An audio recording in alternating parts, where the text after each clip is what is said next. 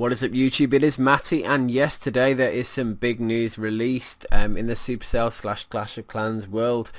There was a big update in Clash Royale, but that's not this video. This video is about the release notes that Supercell have announced for their next update, which is going to be a small update, but it's going to offer some big changes in the farming scene actually, which will sort of indirectly, I guess, affect the war scene and the trophy pushing scene as well. So what I'm going to do is flick us over to the actual Supercell article so we can have a quick look what is to come, and I'll let you know my thoughts on it. So small balance coming out. It's going to be this week, in the next couple of days. Firstly, the army training, which is going to include heroes, spells and troops, are all going to get a bit of a boost in terms of time to cook armies.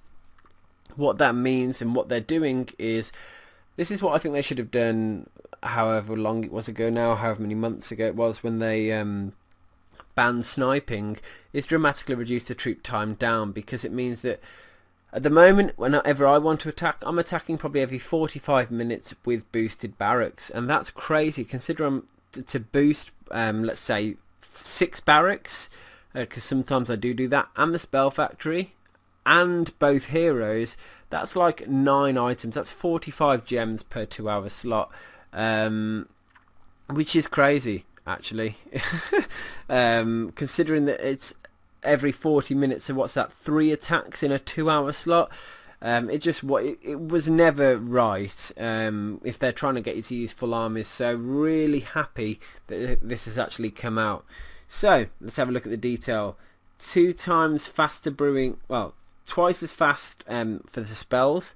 So all the spells now are 20 minutes if I'm right. Let's have a quick look back in the game, because we can relay it straight back to the actual game, because I think each spell is 20 minutes. Let's have a little look. I know I've been playing for this game for how long? Yeah, every spell, whether it's jump or lightning or whichever, because these times used to be different. It used to be 45 minutes and it used to be 30 minutes for the heal and lightning, and 45 for rage, jump and freeze, but now it's 20 minutes or more. So that's going to be reduced to 10 minutes per spell, which means if you're a Town Hall 10 and you want 5 spells, that's 50 minutes, and if you want to boost that, spells are going to be ready in like 12 minutes, which is crazy. Twice as fast for dragons, witches and wall breakers. Let's put that into context. Dragons will be ready in 15 minutes because they currently take 30.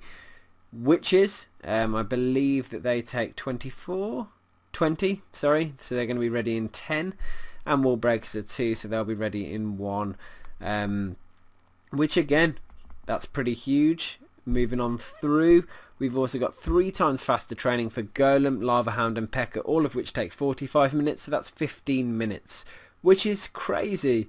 You're also going to get reduced hero regeneration time. So just to recap on what that is at the moment, for a level 40 queen, the actual regeneration time is 108 minutes, which is an hour and 48, which is crazy. It takes so long. If she fully dies, and with the king at level 33, that's still an hour and a half. It's just ridiculous. And faster training time, which doesn't specify on how much, but for the balloons, which is an 8-minute train, the wizard an 8-minute train, the healers at 14-minute train. I'm so out of touch with what things actually take. 15-minute train for the healer, sorry.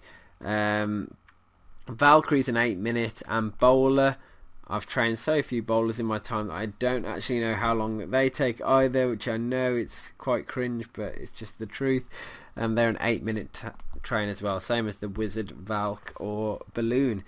So maybe they're all going to go down to 4, 6, I don't know yet, but the idea is that everything's going to be quicker to cook, everything's going to be much more fun if you want them to boost and spend a bit of time farming, because let's be honest, I do farm.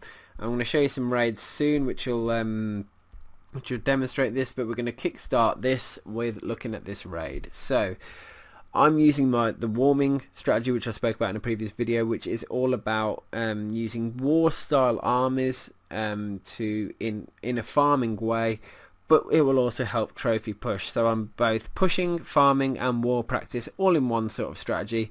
And look at what I found here, an absolute monster of a raid.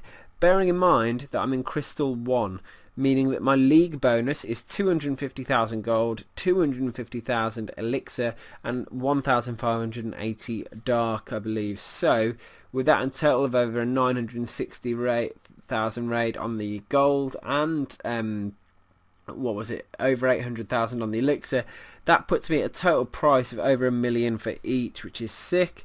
5774 on the dark, with the league bonus that puts me up to basically 7,000.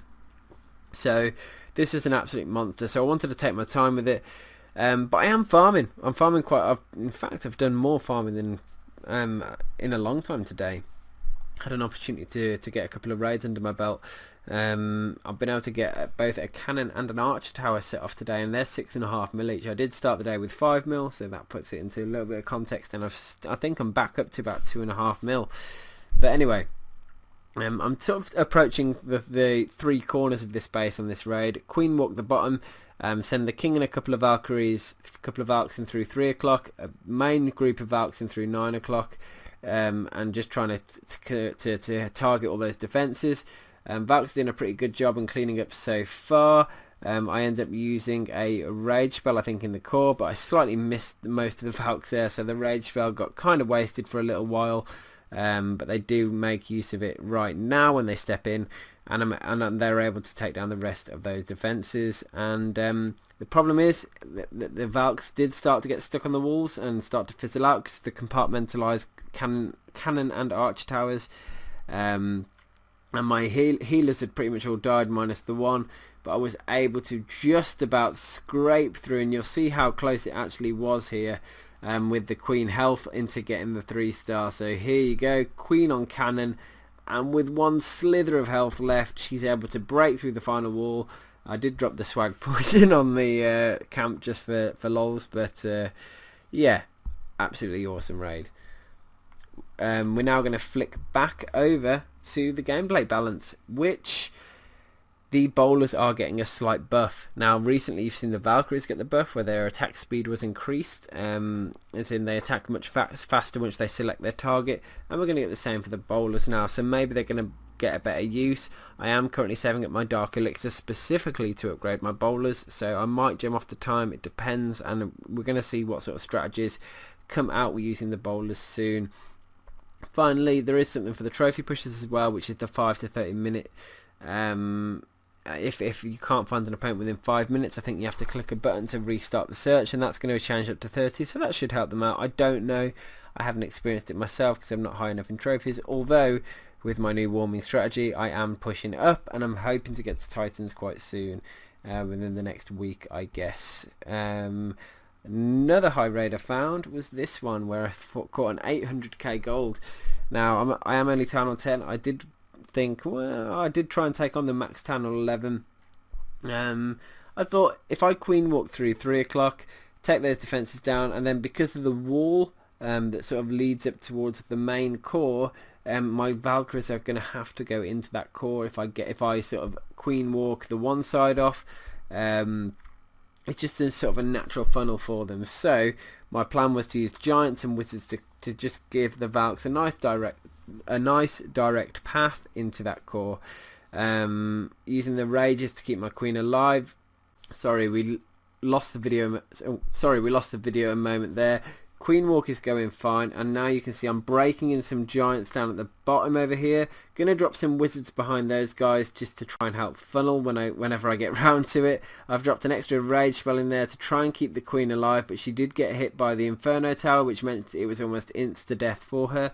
And you can see the king and my Valkyries are going in now, and the beautiful thing is I've got healers there that are going to help out with those Valkyries a little bit.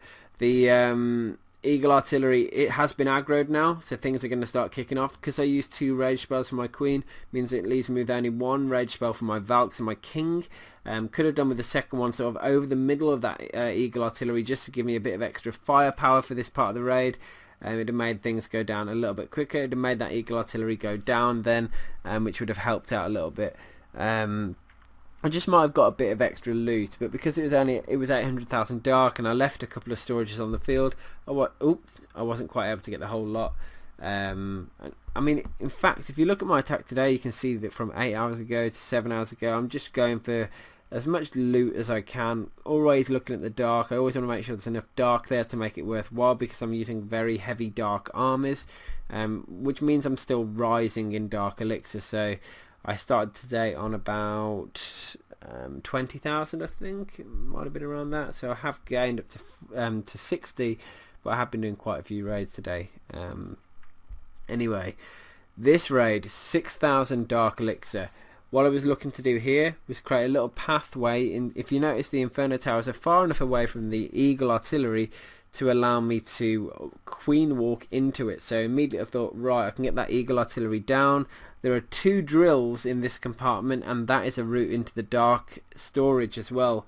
So I felt if I go that route in with my Valkyries and King, and that first Inferno Tower is not even sort of, it's being upgraded, it's going to give me a good solid route in. And with the Queen Walk being successful and getting that Eagle artillery out the way, it was again a nice solid point, and made it make all that much more sense. So Queen Walk going well so far. I think I wanted to check the CC. I can't remember if there's anything in it. You can see I dropped those couple of Hog Riders there to go and check out. See if they could pull anything out of it, but I think they failed anyway. Didn't matter, because now I'm sort of ready to take on the Clan Castle. Sorry, not the Clan Castle. Ready to take on the main push into the base. With me hitting that Expo, I was sort of confident that my Queen was going to be okay for a little while.